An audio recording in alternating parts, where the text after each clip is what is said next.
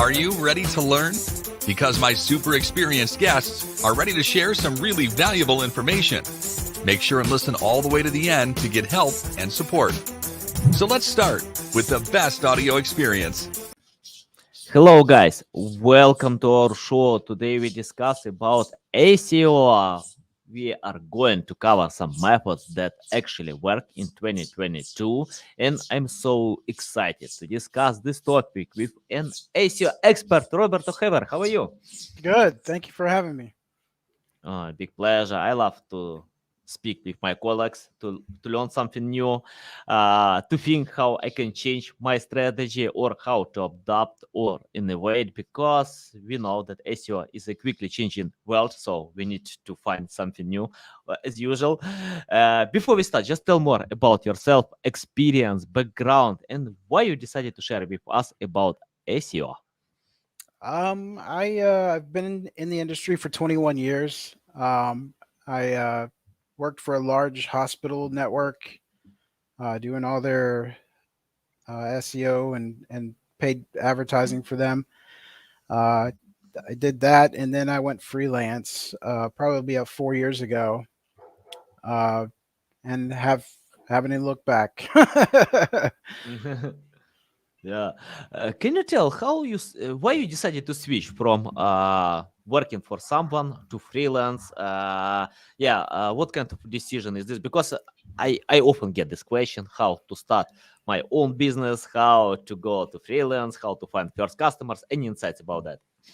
Sure. I mean, I came from a big corporate atmosphere, and it was in a situation where we spent more time in meetings than actually getting the work done. We had to, if we wanted to move a H1 tag or change an H1 tag, we had to have a meeting about it. It was just got to a point where it was just not for me. So Mhm. I had so much knowledge that I could give them, and wasn't able to get things executed exponentially, and it was just they weren't getting anywhere fast. I mean, it was kind of crazy. So I went on my own. I started to focus on the legal industry. I had some legal experience in the past, and did really well for the law firm, taking them from $250,000 a month to $1.8 million a month in 6 months time, just from the SEO work and I was doing for them and the paid stuff. And then I found that to be a niche that I was really good at, and I can do pretty much any website, but I really got into that and loved it. So that's where I've been focused Mhm. on, Yeah. working with law firms. Love it, love it. Okay, let's talk about SEO strategy. Can you tell how to create the right strategy that can increase results, bring new sales, traffic? Because you mentioned that you could increase from $1 million to $8 million. Any insights how to find the right strategy? Because I see webmasters often use generic methods, chasing high volume keywords. It's hard. It's hard to get results. It's hard to overcome Wikipedia, many other websites in the top 10. It's hard to create content with generic topics. Any insights how to find the right way? Yeah, and it's very hard for someone starting out in the industry, because you watch all these different videos that are, you see on YouTube on how to do SEO, and it's always little small pieces of the puzzle that they teach you. Obviously you can't teach them everything in one video because it would be a very long video, but I don't think a lot of people understand that when they're watching these videos, that you're getting bits and pieces of it when you go through these videos. So you want to make sure that you you take it for what it is. It's not the end all, the magic bullet when you're watching these, how to do title tags or link building and all that good stuff. So it's that's where I feel that uh, a lot of people miss out. There's also a lot of bad information out there. So I mean, it really depends. Are you talking about a new website, or are you talking about an existing website? Because it's a different approach for each thing. Yeah, of course, of course. I know about that. Okay, let's talk about a new website, and then we can cover something about existing website. Well, every website really starts out with finding out what the client's goals are. You know, are they trying to generate leads? Are they a SaaS business? Are they a you know, a plumber? A lot of people use plumbers, for example, but you got to do keyword research and look at your competitors, find out who your local competitors are, and then you build out, you know, the keywords you're going for, and then you want to make sure that you set up a good site structure. It's almost like a person building a house. So a person building a house, you want to make sure you have a really good structure before you, or foundation before you build those walls and put the doors and everything on, because you want to make sure it doesn't fall. You know, so you, Yeah. so you got to have a really good site structure, and I mean, it's extremely important. The way it lays a site lays out, the categories, the, you know, everything. So it really starts out with that, and once you have a good site structure and layout, then you go into making the content and making sure you have a really good content writer, or, you know, if you're a writer yourself, um, and create good content, and then it, you know, goes from there. Can you tell about creating good content? I know I often get something how to create high quality content. It's important to create high quality content. Create less but quality. Yeah, people are mad about quality, but it's subjective. You know, Yeah. nobody knows how to estimate this quality. Of course, we can estimate, but we have no metrics like volume, like domain authority. So we see the number, but here we don't know the number. Your insights, how to create this high quality content? Well, I mean, you could read, like, I personally, when I use content writers to write my content, but I don't look for SEO content writers. You know what I'm saying? Is basically Yeah. what they do is they go in and insert keyword in a million different places, and the content comes out terrible. So I look for just straight up writers that they could write books if they wanted to.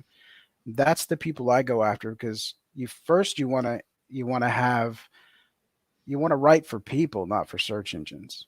And a lot of people back in 10 years ago, you could get away with just inserting a bunch of keywords and stuff. So it's just not something you could do anymore. I mean, Google's gotten a lot smarter since then. So you want to make sure that the content, a lot of people use different structures of content. So they use the ADA.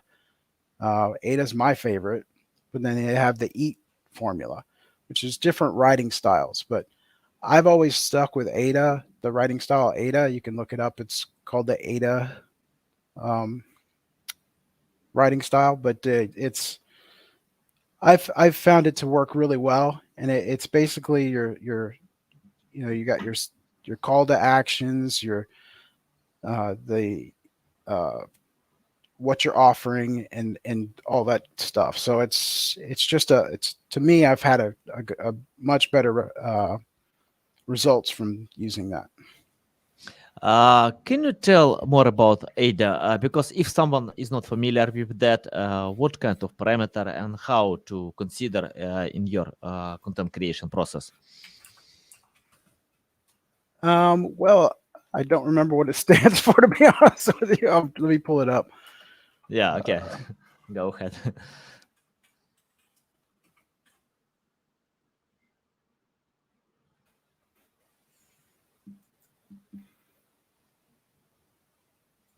It's called the ADA model, and it stands for attention, interest, desire, and action. So it's very similar to the EAT formula, but most of my clients are lawyers, so you want to get their attention, their interest, and solve their issue, which is, you know, a lot of them are personal injury lawyers, so they were in a car accident. So you want to touch on that and what you can do for them. And it's very different from like an e-commerce site. So it's, you know, it's a different approach for depending on what who your clients are. Yeah, awesome. By the way, you know, 10 years ago, I had a team of copywriters who wrote about anything. Google ranked our content, everything was fine, but things changed many times. Google updated the algorithms, and today, yes, I don't cooperate with copywriters. And usually, search for experts who know the topic. And you mentioned about this niche. Can you tell how to find the right lawyers who can create awesome content, who can create content that people wanna read, considering this parameter ADA? Because I know what is attention, and many, for example, on Google, we still have a lot of bounce when people open and bounce for a few seconds. We have the same issue on LinkedIn, on YouTube, everywhere, because people are looking for simple content that it's not hard to consume, but when they open many websites, yeah, it's hard to get their attention. Can you tell more about how to catch attention, how to hook their attention, and give a solid reason to consume the entire content by cooperating with experts? Well, first off, I never have a lawyer write the content because they Mhm. don't write on the same. They write like a lawyer, you know. So I always have content writers write the stuff or myself. Mhm. The way you get their attention, other than content, you can add videos, you can add like a chat feature to so that clients can talk to the law firm immediately. And one thing that goes that missed quite a bit is call to actions. Um, Throughout your content, you should have something that stands out to hook them. You know, whether it be a product or a service, and you've got to get them to make that, you know, complete that goal you have for that particular client. Okay, can you tell your process how to, I don't know, like how to manage people who create content, writers, editors, designers, web developers? Because content consists of many elements. It's not only about text, it's more about uniting all of them to create a piece of content that people want to consume. Sure. And then one thing I do with my lawyers is obviously they all have blogs. Um, One thing I do there is we bring in more people with the blogs, and we also, which is a big part of SEO, is internal linking, making sure that there's links to the topics that those people are interested in. And that's another thing that SEOs miss out a lot is internal linking. It is so important. It's almost as if not more important than linking external links.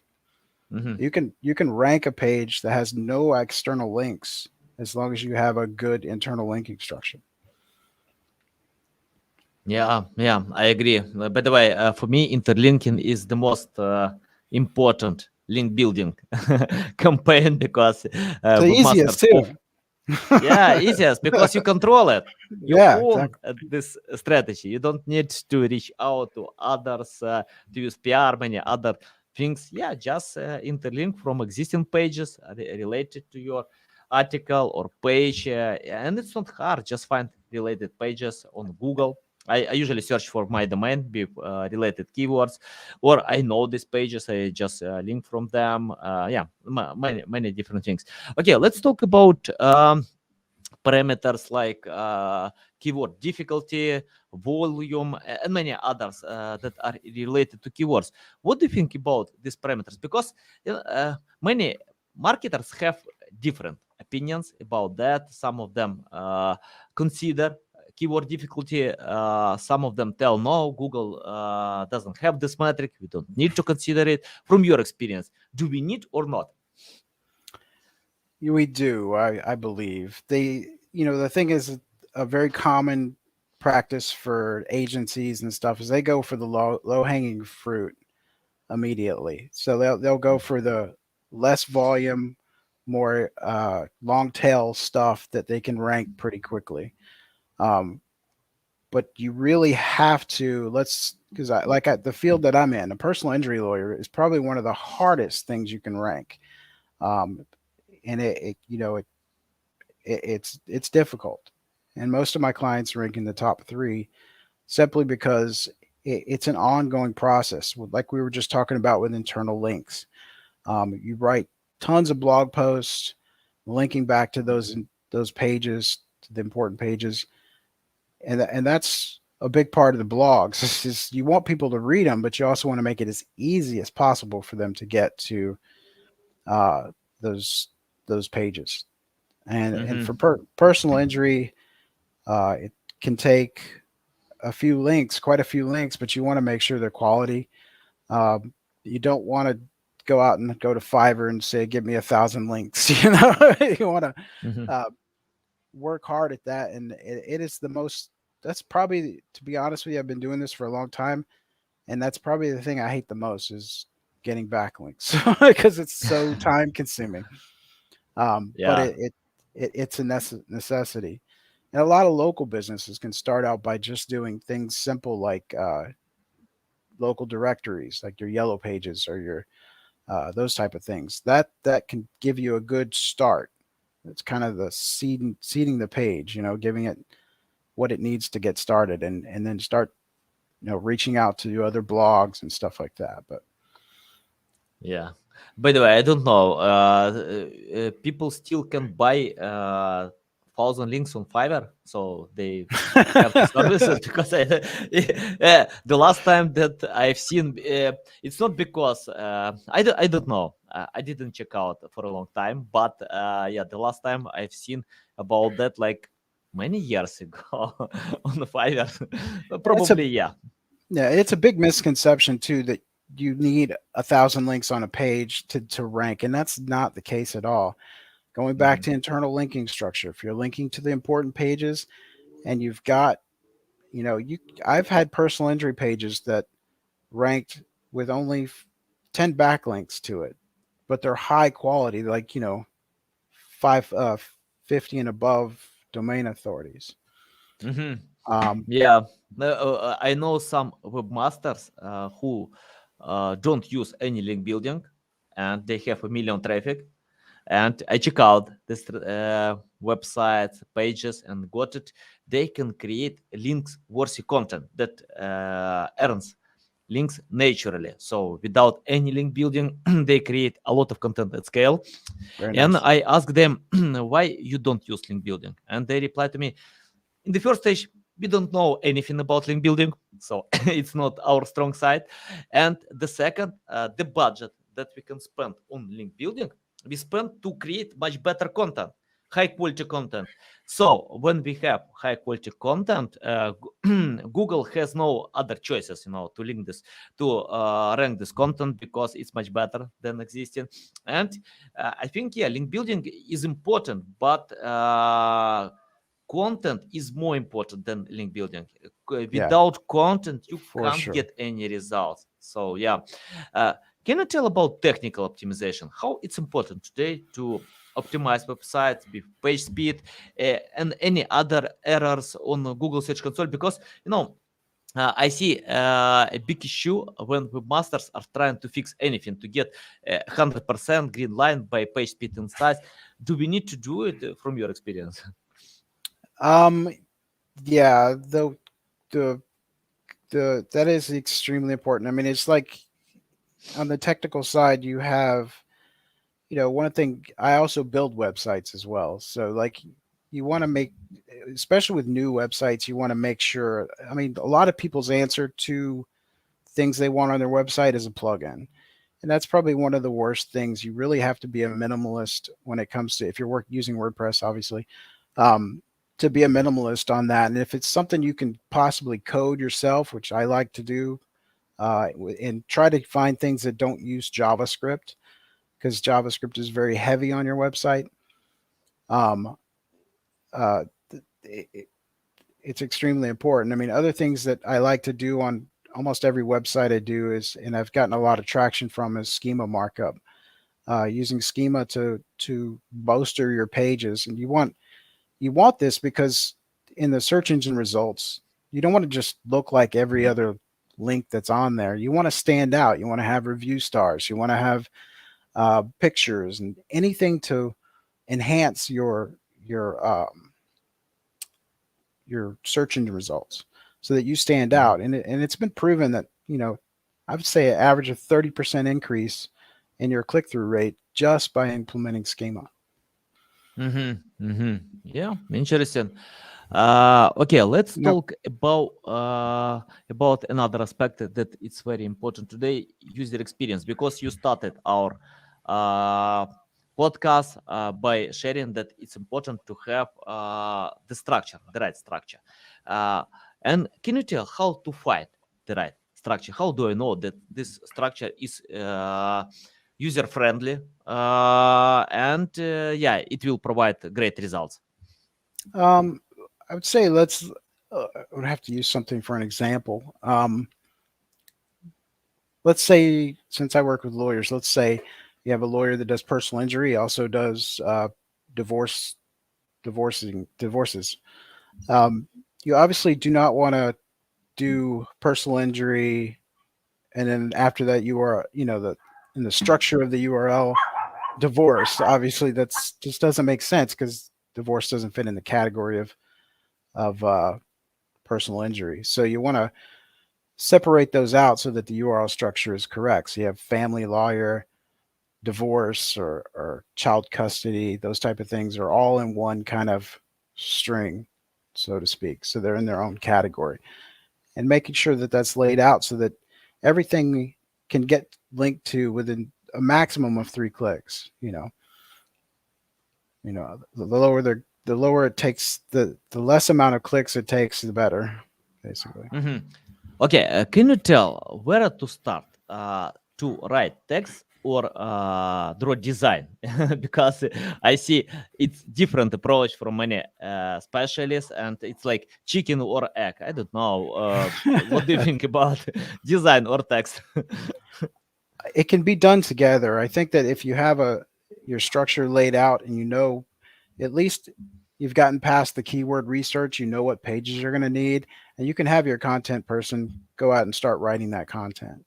Make sure when you don't just say, "Hey, I want you to write a page on, you know, personal injury." You can't do that. You really have to make an outline for each page. Each page needs to say, "Okay, I want 1,500 words on the page. I want you to make sure you include something about the brand in the beginning, and at the end you close it off with a closing statement. And in between those paragraphs, you just got to break it down for them as much as possible so that they can write something that's really worth uh, investing in. Mhm. Okay.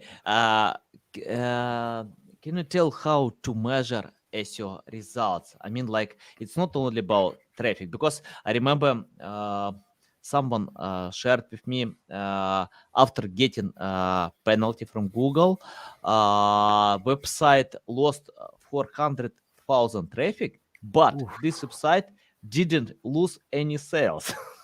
Can you imagine it? So Wow. 400,000 traffic without losing sales. So probably this traffic is not It's relevant. probably Was it paid? Yeah, Was it paid traffic? no, not paid. That Wow. was traffic from calculators. This website, the webmaster created many calculators, but these calculators are not related to the main products. So people use these calculators, but they didn't buy products. Any insights how to measure that traffic will sell in that? Because it's not about traffic; it's more about how many sales we can get. Yep. That's what wins the game. Yes, scores, numbers on the board. So, I Mhm. mean, as a search engine optimization person, it used to be all about ranking, but it has morphed into conversion optimization. So, with the advent of mobile devices, you obviously want to make sure you have a mobile-friendly website, but you also, which is super important, is like I was saying with call to actions. You want to have on both a desktop, mobile, tablet, whatever it may be, you want to make it so that there's buttons or phone numbers available so people can reach you and get to and make that contact. I took the average in the industry for lawyers is about 3.5% conversion rate. Most of my clients are hovering around 10% right now. Mhm. and that was through trial and error. You A/B test, A/B test, and when you're done A/B testing, A/B test. Yeah. So you keep testing those pages and until you get to a point where okay, it looks like it's plateauing or maybe slower, going up slower, but you get that conversion rate up, and that's where you make your clients happy because you can bring them hundreds of thousands of people in traffic, but if it doesn't convert, it's It's not worth it. useless. Yeah. Yeah, this traffic is useless. Okay, how Yeah, to but- test? You mentioned about A/B testing. How to test pages without traffic? For example, we are going to rank them. It's our goal, but we have no traffic. How to test them? Well, I guess it comes with knowledge. I mean, like you obviously want to make subtle changes to the pages. And it's not really it's less of an A/B test and more of a, let's add a button here or move it over here, or use tools like uh, what is it called? I can't think of the tool right now. But anyway, there's tools out there that let you do heat maps and record the screen as you can see where mouses move, and people typically read with their mouse, so you can see where they're going and where they're paying their attention to, and make those adjustments to the pages to where it fits better and on both mobile and desktop.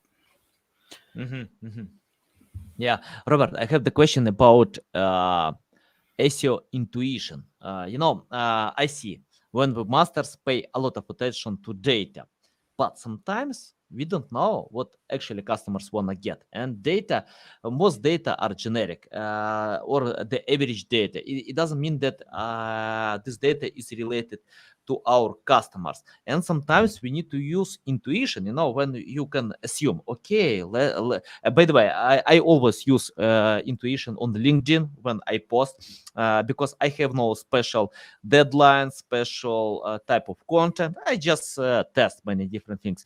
Can you tell your ratio between SEO logic and SEO intuition? For example, when nobody knows what exactly works, how to choose the right or your, I don't know, like balance between logic and intuition?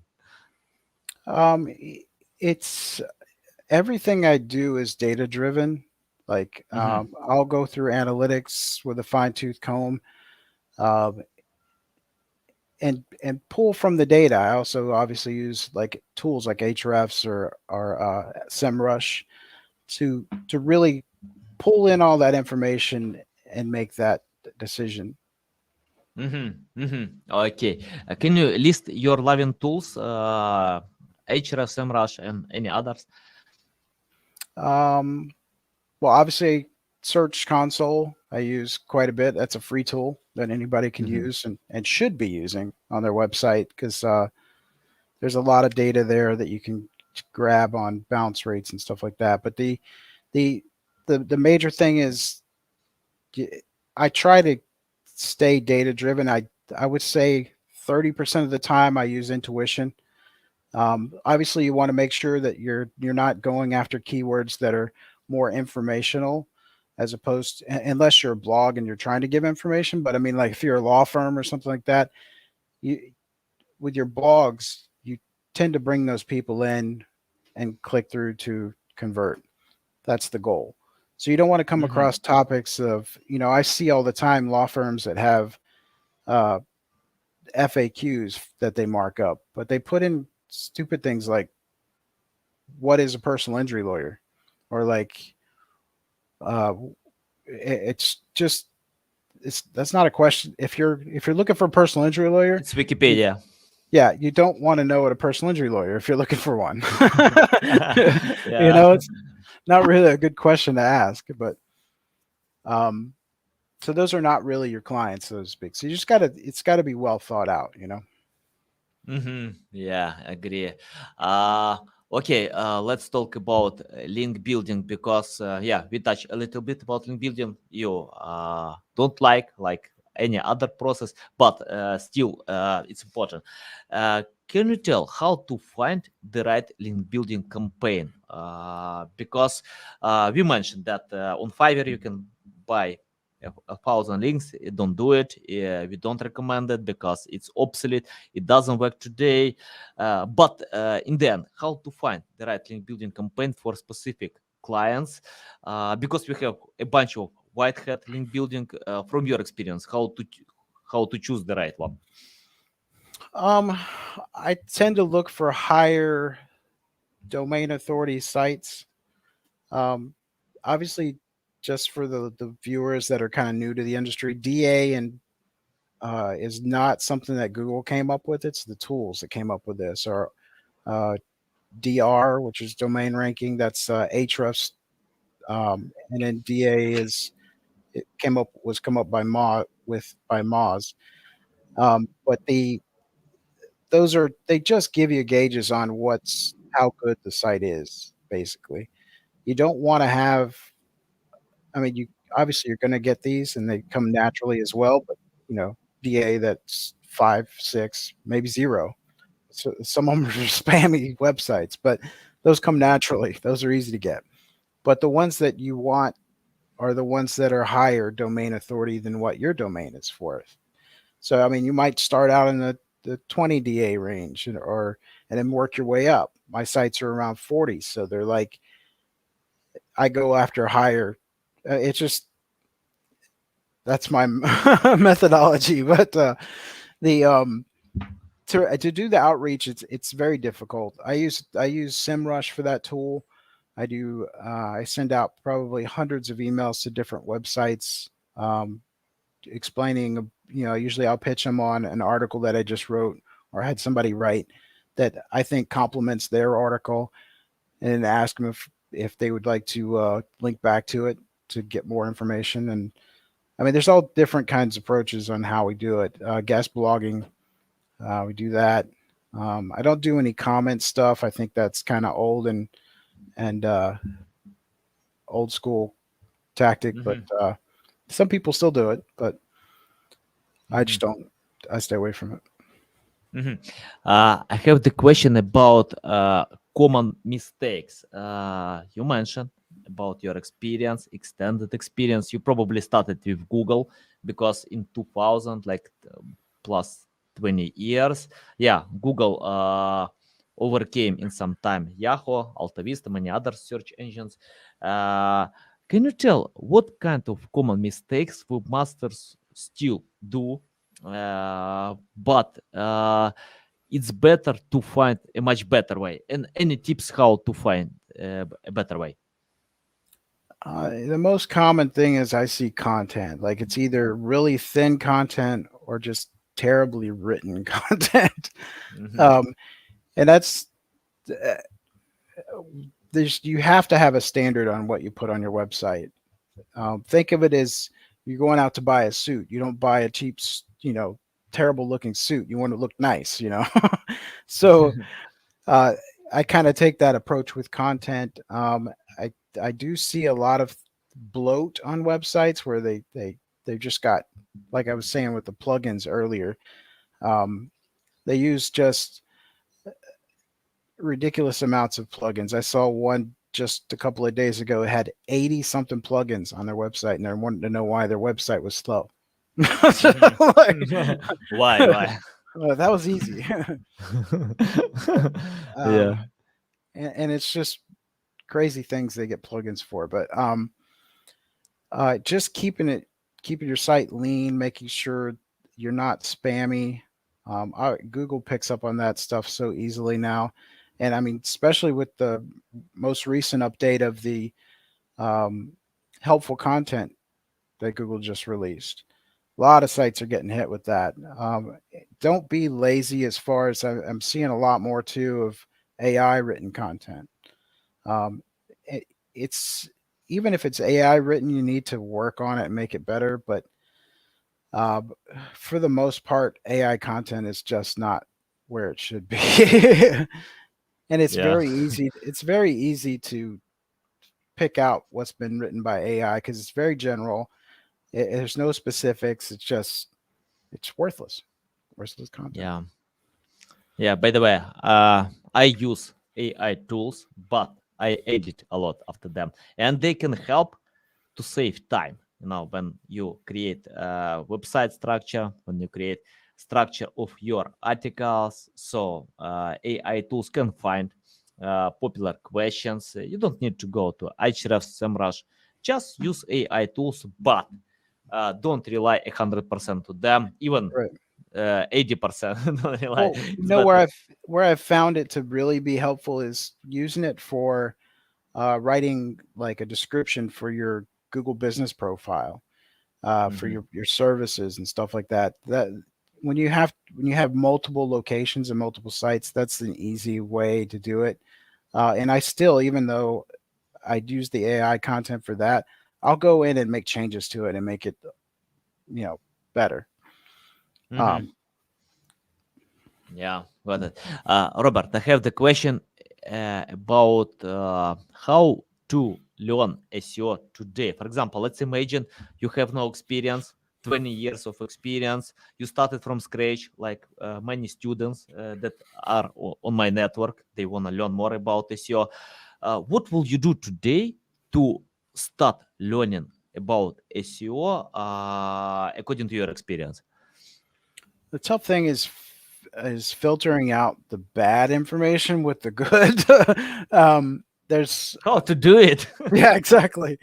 Because there's so much. There's probably more bad information than there is good. Um, the thing is, you want to make sure. Like when I started out, a friend of mine did it, and he taught me a little bit. But then I went and I read, you know, books on it, and I went from the books to the YouTube videos and was watching the YouTube videos, and it just kept trying new things. Like I built a website and started playing around with it to get it and learn and like because I've been doing it so long, I've picked up many different things that my clients has needed. But I've learned like video production and audio and um, uh, just things that would normally not be in the SEO field, but just kind of as your clients need it, you absorb it and learn it. But I spent a lot of time doing free work. I did meetups where groups would meet up with interests in SEO. I'd go to those and listen to those people. I'd help a lot of people out with their websites just to get practice and practice the field, but and then learning what works. I mean, used to it for me, it used to be, well, let's try this. Oh, it didn't work. Let's try this, and now it's kind of like I know what works and it kind of goes, let's do this, this, this, and this, lay it out, wait a little bit Yeah. and keep going. So it's just, it I spent a lot of time helping a lot of other people. And I used to sit with Barry Schwartz and Matt Cutts, if I don't know if you remember him from Google, um, and helping people out. I'd sit in the round table with them and just kind of people would ask questions and we'd answer them. And it was, yeah, so it's it. But I've seen it morph. Like, used to it just throw 10 keywords and of the same keyword on one page and it would rank to Yeah. to where it is now. So it's definitely gotten better for sure. And I just wonder if Google is ever going to get to the point where like, okay, we're done with all the updates. It's Yeah. perfect. Yeah, got it. Yeah, you mentioned two legends in SEO field, so yeah, I think that's good way to learn from them. Yeah, Matt Katz is not active, but right. even in that time he shared a lot of valuable insights because for example, I love reading marketing books. One of my loving book is from John Sugarman. He wrote this Mhm. book like 40 years ago, but many insights I can relate them to SEO. It's like human psychology, how to retain audience, how to write text that people wanna read. And today SEO is more related to marketing than ever. It's not like to optimize with keywords, with technical optimization. It's more about to write content, to create content that people want to consume. and it's not SEO, it's marketing. No, it's like It is. It's 100%. Yeah. yeah. But that's why I think Matt Katz shared a lot of value even in this time, because he I think he pushed this industry to another direction, to forget about SEO. And I usually tell my customers, forget about Google, think about human being. Then when you have content, you can think how to optimize for Google. Yeah, 100%. Yeah. Robert, I have the final question. Sure. What kind of future will be in SEO?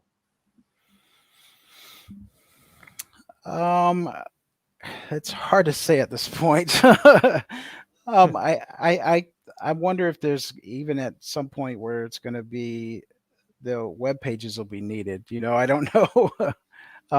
It's hard to tell. As much as Google makes its changes, my best piece of advice is to follow best practices.